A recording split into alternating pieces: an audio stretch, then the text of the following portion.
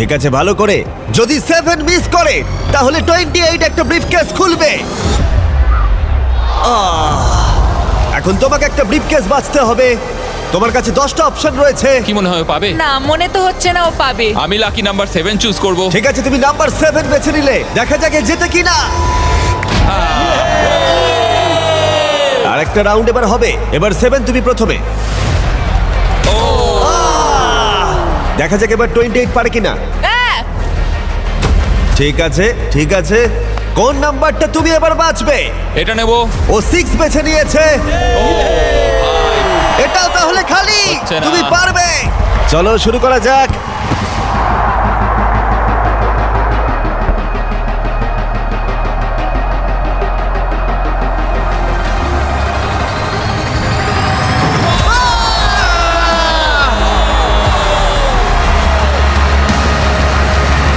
এর এখনো শুট করা বাকি।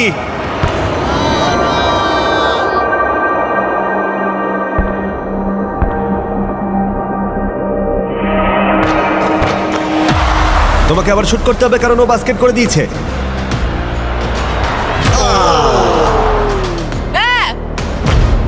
ভাই এই নিয়ে তুমি 3 নম্বর কেস খুলবে? কোনটা নেবে ভাবলে? ওদিক থেকে কিছু বাচ্চা 3 নিতে বলছে, তাই আমি 3 নেব। এটা তুমি নিলে।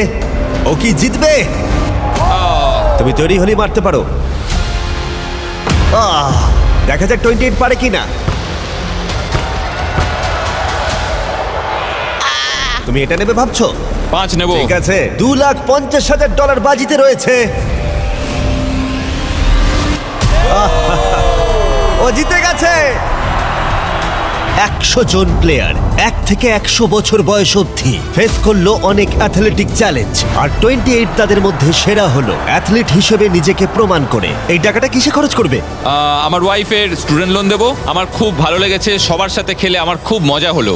আর যদিও 7 এই কম্পিটিশনটা জিততে পারলো না, তবুও সে হারিয়েছে 98 জন কম্পিটিটরকে। বেশিরভাগেরই ওর থেকে বয়স বেশি, এমনকি শক্তিশালীও। তবুও ও ফাইনাল 2-তে এলো। বিশ্বাসই হচ্ছে না ও এত ভালো খেলেছে। 7কে আমরা খালি হাতে বাড়ি যেতে দেব না। তোমার জন্য $10,000। খুব ভালো খেলেছো ভাই, দারুণ লাগলো। আমাকে জানিও এজেস 1 to 100 তোমাদের আবার চাই কিনা। দেখা হচ্ছে।